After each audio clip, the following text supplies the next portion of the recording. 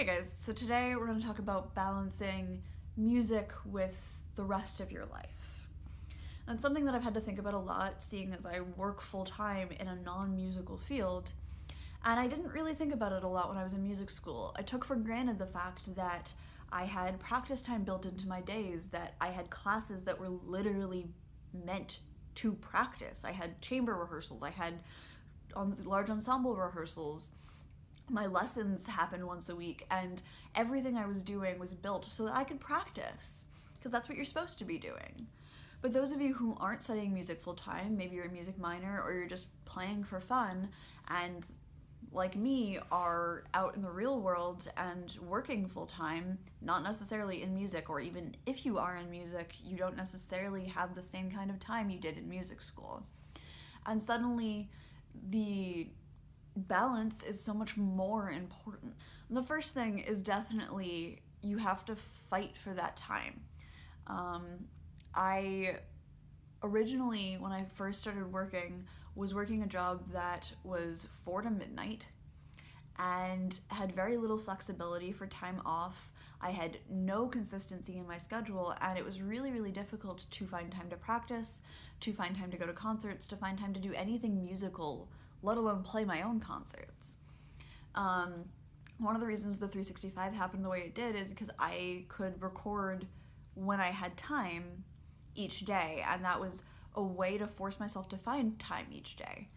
But I still, through the course of that, and also just realizing that I needed to be more aware of the fact that I wasn't practicing, fought quite hard to get more time off, to get the schedules that I needed, and that eventually led to a different position where my schedule is better, my manager is more flexible with my time, and I can go to the things I want. And that took a lot of effort, and it took a lot of conscious awareness of the fact that what I had at the time wasn't good. When you're studying something other than music, it's a little harder to fight for that time just because you have however many courses that you're taking that are non-music courses. The easiest way to create the space for music is to join an ensemble. But even then, you might not have time to devote to an ensemble rehearsal every week. And that's where you do have to schedule out your time.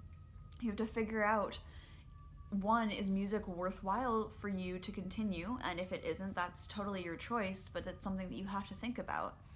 And two, if it is worthwhile and it is something you're interested in, what can you do to create the time and use it effectively? You could also see if your music department offers lessons to non-majors. So you might be studying with a grad student and taking lessons with them and just playing for fun, or, as I said, join an ensemble. But you still, if you're interested in continuing music through your degree that isn't a music degree, you really do have to work at it.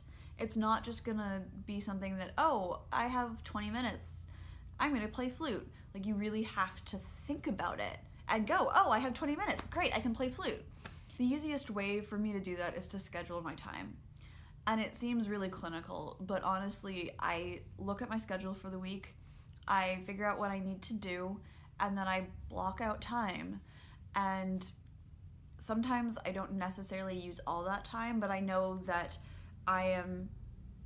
this is my time to practice, and this is what I have to use. And sometimes, like today, it was 15 minutes because of my work schedule, but I still took that 15 minutes and did something.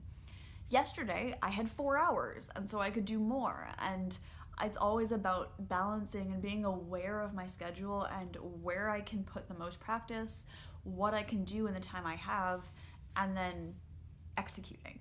Most days I only have a couple hours, which means that I can't do everything I want to. But 2 hours is a lot of time to get something done in if you're focused and you're organized and you're aware of what you're doing before you start. So I'm not just putting the flute together and practicing, I'm thinking about what I need to do, what pieces I have coming up, what performances I have coming up, what I've been feeling shaky on, whether there's something technical I want to work on, whether my sound has sucked for the past week and I need to work on that. Like, taking into account everything that I know about my playing and then addressing that in the next session. And that's something that the 365 really did teach me, because you have very limited time to produce a video. But it's been very, very helpful, is just being aware of the time I have and what I can accomplish in that time. And for those of you who haven't had to do that before, it will take some practice. You will get over-ambitious, and you'll also get under-ambitious. But through conscious reflection and everything like that, you'll be able to get better. And that's where recording your practice sessions is super helpful. Keeping a practice log is great. Having kind of conscious reflection on your each practice session will help you get better quicker. And that's true for everything. But practicing in the real world is still something you have to practice. And I think that's amusing. But it is very, very true. Also remember that practicing isn't just about playing your instrument. Well, yes, you do have to play your instrument and you should play it consistently. It's also about going to concerts. It's about score study. It's about listening to recordings. It's about doing research on the piece, whatever it is. There's more to learning a piece than just learning the notes and rhythms. And even then, you can learn notes and rhythms without the instrument in your hand.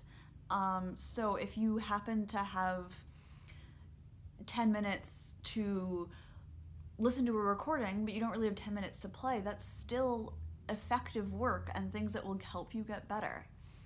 And remembering that practicing doesn't necessarily mean the instrument has to be in your hands makes you feel a little bit better about the days where maybe you can't play, or maybe you can only play for like 15 minutes.